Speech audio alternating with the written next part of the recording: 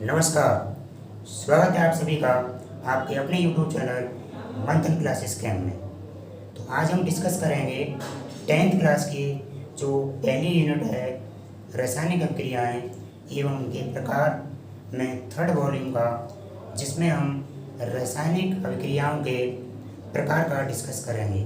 इससे पहले हमने इस चैप्टर से 2 वीडियो हैं वो अपलोड कर दी हमने, और उन दोनों ही वीडियोओं के लिंक हैं वो नीचे डिस्क्रिप्शन बॉक्स में दिए हुए हैं। तो वहाँ से आप उन दोनों ही वीडियो को देख सकते हैं। तो आज हम शुरू करने जा रहे हैं कि रासायनिक अभिक्रियाएँ कितने प्रकार की होती हैं। तो आज हम सभी अभिक्रियाओं पर चर्चा करेंगे, एक एक करके उन वीडियो को समझते हैं। तो वीडियो को समझने से पहले प्लीज़ अभी तक जिन्होंने चैनल को सब्सक्राइब नहीं किया है तो चैनल को अवश्य सब्सक्राइब करें और बेल आइकन का बटन दबाएं, जिससे समय समय पर आपको नोटिफिकेशन मिलता रहे। और वीडियो को केमिकल रिएक्शन होती हैं उनके कितने प्रकार होते हैं, how many types of the chemical reactions. तो आइए हम देखते हैं। तो सबसे पहले हम देखेंगे जो रासायनिक अभिक्रिया हैं, ये मुख्यतः यहाँ पे ये 5 प्रकार की जो रिएक्शन हैं वो महत्वपूर्ण हैं। इसके अलावा अन्य अभिक्रियाएँ भी होती हैं, लेकिन हम देखें तो आपके सिलेबस में ये जो 5 प्रकार की रिएक्शन हैं वो अत्यंत महत्वपूर्ण है। तो हम पहली रिएक्शन देखें सबसे पहली हमारी योगात्मक अभिक्रियाएँ, जिसे हम क्या कहते हैं, कंबाइनेशन रिएक्शन कहते हैं या कॉम्बिनेशन रिएक्शन। और योगात्मक जो अभिक्रियाएँ हैं उन्हें हम संयोजन अभिक्रियाओं के नाम से भी जानते हैं। नेक्स्ट हम बात करेंगे दूसरी, ये हमारी क्या है, वियोजन अभिक्रिया, जिसे कहते हैं डिकम्पोजिशन रिएक्शन। यानी इसमें कोई भी पदार्थ है वो 2 भागों में टूट जाता है या 2 से अधिक भागों में टूटेगा, तो इसे हम क्या कहते हैं, वियोजन अभिक्रिया या इसे डिकम्पोजिशन रिएक्शन। नेक्स्ट जो थर्ड जो रिएक्शन है उसे हम कहते हैं विस्थापन अभिक्रिया, या क्या कहें, विस्थापन अभिक्रिया, डिस्प्लेसमेंट रिएक्शन। उसके बाद 4th नंबर की जो रिएक्शन है ये हमारी होती है द्वि विस्थापन अभिक्रिया या डबल डिस्प्लेसमेंट रिएक्शन। और नेक्स्ट है ये हमारी क्या है, ऑक्सीकरण अपचयन अभिक्रिया है या ऑक्सीडेशन रिडक्शन अभिक्रिया है। तो इन्हें हम देखें, जो ऑक्सीडेशन रिएक्शन है ये जैसे हम कंबाइंड रूप से यानी संयुक्त रूप से इसे रेडॉक्स रिएक्शन भी कहते हैं। तो यानी कितनी प्रकार की अभिक्रिया हुई, 5। एक बार फिर देखेंगे।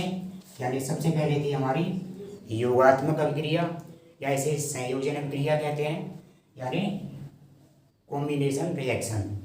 सेकंड हमारी क्या है, वियोजन अभिक्रिया, जिसे हम क्या कहते हैं, डिकम्पोजिशन रिएक्शन।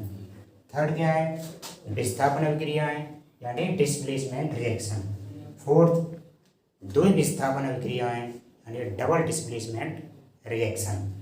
और जो हमारी 5th है यानी 5वीं अभिक्रिया है वह है ऑक्सीकरण अपचयन अभिक्रिया या ऑक्सीडेशन रिडक्शन।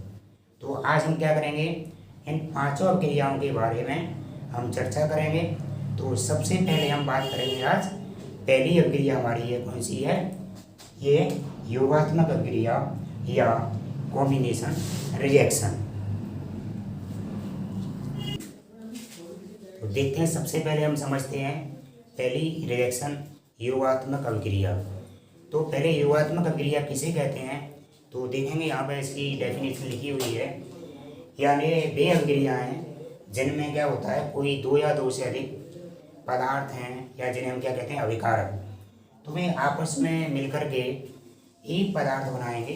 यानी केवल एक ही जो है एक हमारा प्रोडक्ट का निर्माण करेंगे, उसे हम क्या कहेंगे, योगात्मक अभिक्रिया कहेंगे।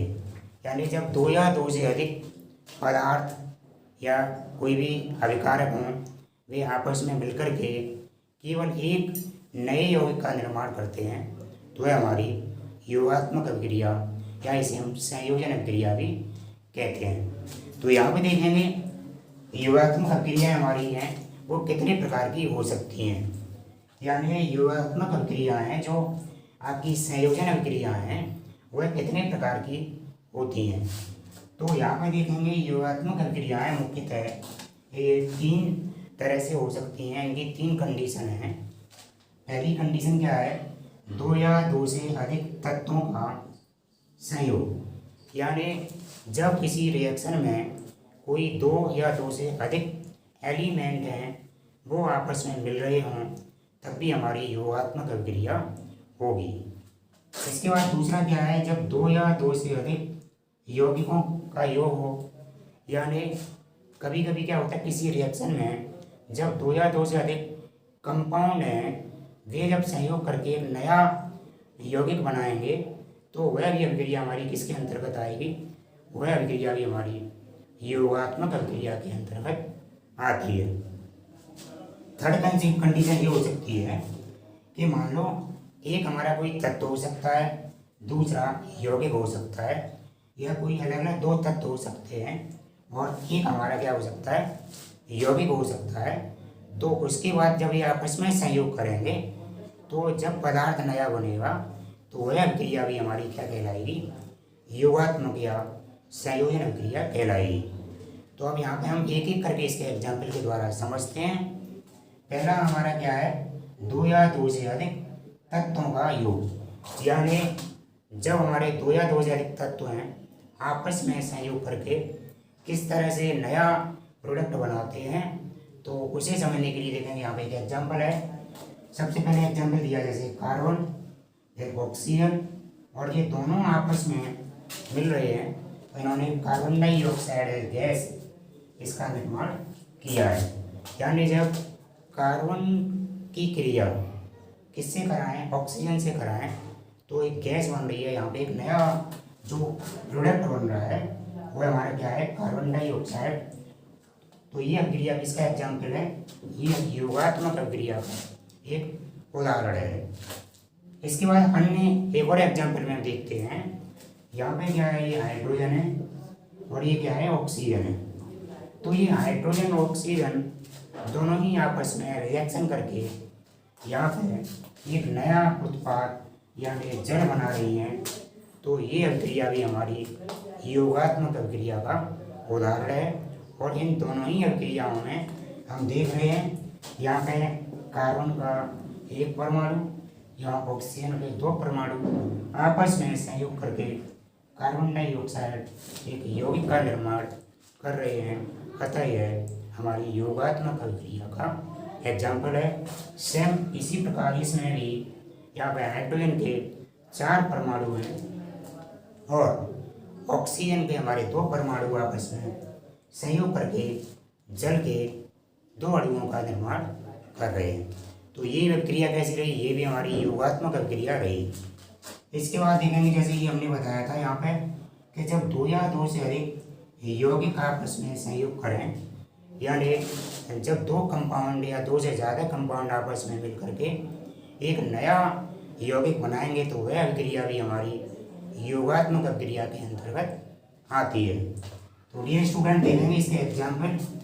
सबसे पहले देखें यहाँ पर जैसे अमोनिया, तो ये हमारा क्या है, एक यौगिक है। यहाँ पे क्या है, हाइड्रोजन क्लोराइड गैस है, यानी ये यहाँ पे HCl हाइड्रोक्लोरिक एसिड का फॉर्मूला भी होता है, लेकिन जब ये गैसेस फॉर्म में है तो इसे हाइड्रोजन क्लोराइड कहेंगे।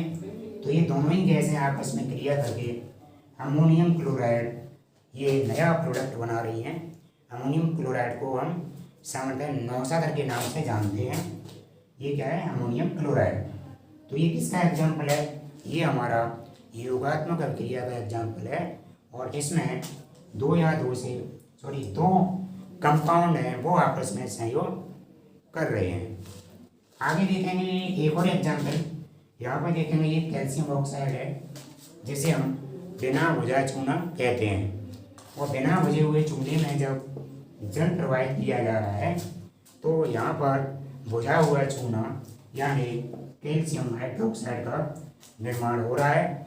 तो अतः यहाँ पर क्या कर रहे हैं, 2 कंपाउंड आपस में संयोग कर रहे हैं और एक नया कंपाउंड बन रहा है। वो कंपाउंड क्या है हमारा, कैल्शियम हाइड्रोक्साइड, या जैसे हम देसी भाषा में क्या कहते हैं, भुजा हुआ चूना।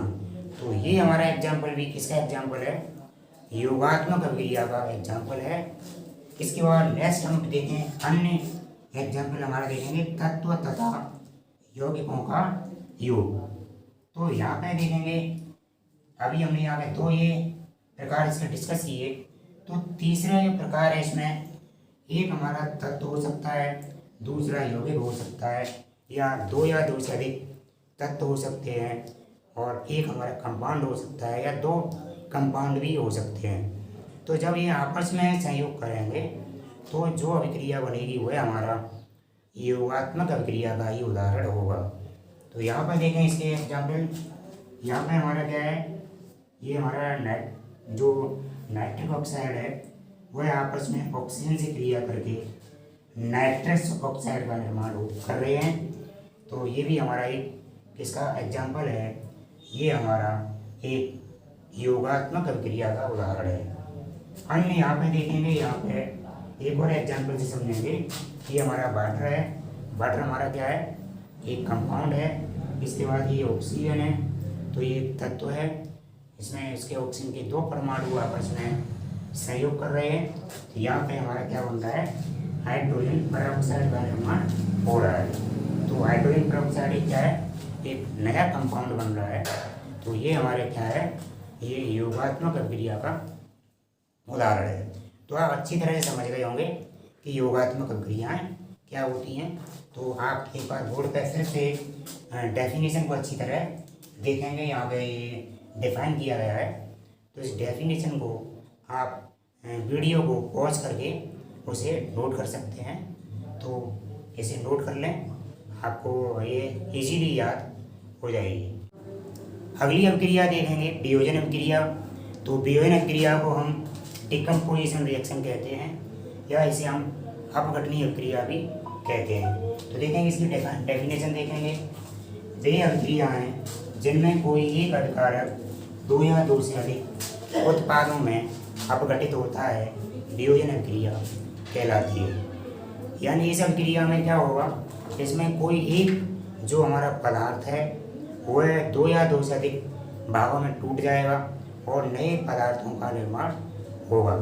तो हम ये भी कह सकते हैं कि यह अभिक्रिया हमारी होती है वह योगात्मक जो अभिक्रियाएँ होती हैं उनके विपरीत होती है। जिस प्रकार योगात्मक अभिक्रियाओं में कोई भी दो जो अभिकारक होते हैं या दो से अधिक अभिकारक होते हैं, वे आपस में अभिक्रिया करके केवल एक उत्पाद बनाते हैं। लेकिन यहाँ पर कोई एक उत्पाद है, वह क्या करेगा कि वह दो या दो से अधिक नए भागों में टूट जाएगा, नए पदार्थों का निर्माण करेगा। तो इस डेफिनेशन को यहाँ से आप नोट कर सकते हैं। देखेंगे यह जो हमारी वियोजन अभिक्रिया है वह तीन प्रकार से होती है। यानी किसी भी कंपाउंड का या किसी भी पदार्थ का जो डिकम्पोजिशन है, वियोजन है, वह तीन कंडीशन में हो सकता है।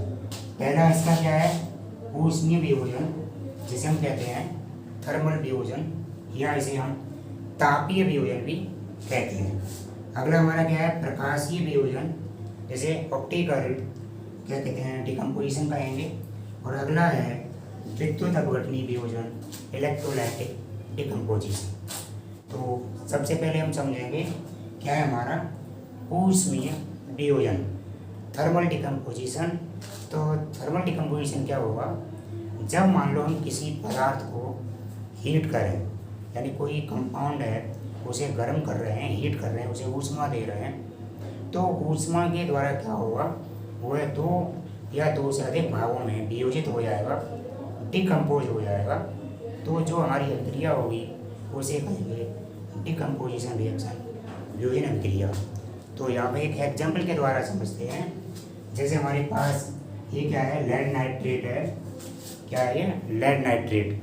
तो जब लेड नाइट्रेट को क्या कर रहे हैं, इसे ऊष्मा दे रहे हैं, इसे हीट कर रहे हैं। यहाँ से मान लो इसे मैं गर्म करूँ, तो गर्म करने से क्या होगा, ये दो भागों में लेड ऑक्साइड, नाइट्रस ऑक्साइड और ऑक्सीजन, यानी यह तीन जो हमारे नए उत्पादों का निर्माण करेगा। तो यहाँ पर ये अभिक्रिया किसका एग्जाम्पल है? यह अभिक्रिया हमारा ऊष्मीय विभोजन थर्मल डिकम्पोजिशन का एक उदाहरण है। इसके बाद नेक्स्ट देखेंगे, ये हमारा अगला होता है प्रकाशीय विभोजन। तो जब हम कोई बहुत से पदार्थ ऐसे होते हैं जो कि सूर्य के प्रकाश की उपस्थिति में, यहाँ पर प्रकाश का मतलब हम ये बल्ब के प्रकाश को नहीं रखेंगे, न किसी ट्यूबलाइट का प्रकाश, यानी किसी आर्टिफिशियल प्रकाश का यहाँ पे कोई प्रभाव नहीं पड़ेगा। केवल यहाँ पे जो नेचुरल जो सूर्य का प्रकाश है, तो जब सूर्य के प्रकाश की उपस्थिति में कोई अभिक्रिया हो और उसमें वियोजन हो तो उसे हम क्या कहेंगे? उसे वियोजन अभिक्रिया कहेंगे। यहाँ पे देखें वियोजन अभिक्रिया को सूर्य के प्रकाश को हम इस तरह से हम रिप्रेजेंट करते हैं। ये हमारा सूर्य के प्रकाश में वियोजन हो रहा है। तो यहाँ पे देखेंगे सिल्वर क्लोराइड AgCl को जब सूर्य के प्रकाश में रखा जाता है तो यह सिल्वर और क्लोराइड ये क्लोरीन गैस बनाता है। तो इस तरह से ये हमारा किसका एग्जाम्पल है? प्रकाशीय वियोजन का एग्जाम्पल है। हम इसी प्रकार और भी हम अभिक्रिया हैं जो वियोजन अभिक्रियाओं के अंतर्गत आती हैं। जैसे हम एक और एग्जाम्पल दे रहे हैं, जैसे मैं बात करूं CO2 की, तो CO2 भी हमारा ये दो भागों में टूट सकता है। तो ये भी हमारी किसमें? कार्बन में और ऑक्सीजन में, ये C+O2। तो ये अभिक्रिया भी हमारी क्या है? इसी के अंतर्गत आएगी। इसके बाद हम बात करेंगे नेक्स्ट जो इसका प्रकार है वह है विद्युत अपघटनीय वियोजन, यानी इलेक्ट्रोलाइटिक डिकम्पोजिशन।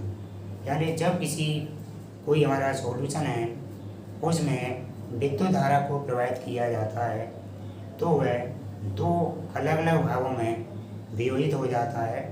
एक जो इलेक्ट्रोड है उस पर कोई दूसरा पदार्थ बनेगा, एक इलेक्ट्रोड पे दूसरा पदार्थ बनेगा। तो ये हमारी क्या कहलाएगी? विद्युत अपघटनीय वियोजन अभिक्रिया कहलाएगी। तो देखते हैं यहाँ पे एक एग्जाम्पल से, जैसे हमारा जल है, तो जल के अंदर जब भी विद्युत धारा प्रवाहित की जाती है तो यहाँ पे हाइड्रोजन और ऑक्सीजन ये दोनों ही क्या हैं? गैसें हैं। तो ये दो गैसें यहाँ पे बनेंगी, यानी जल का जो वियोजन है वह विद्युत अपघटनीय वियोजन के अंतर्गत आता है। तो इस तरह से आपको ये वियोजन अभिक्रिया या अपघटन अभिक्रिया समझ में आ गई होगी। इसे एक बार फिर से आप देख सकते हैं और इसे अपनी नोटबुक है उसमें नोट कर लें और इसके प्रकार भी आपको अच्छी तरह समझ में आ गए होंगे। तो ओके स्टूडेंट, अगर आपको ये वीडियो पसंद आया हो तो प्लीज़ हमारे कमेंट बॉक्स में लिख के बताएं आपको कैसा लगा। अगर आपका कोई सुझाव है तो उसे भी लिखें। नेक्स्ट वीडियो में हम ज़रूर से लेके आएंगे। और वीडियो को शेयर करें और चैनल को सब्सक्राइब करना न भूलें।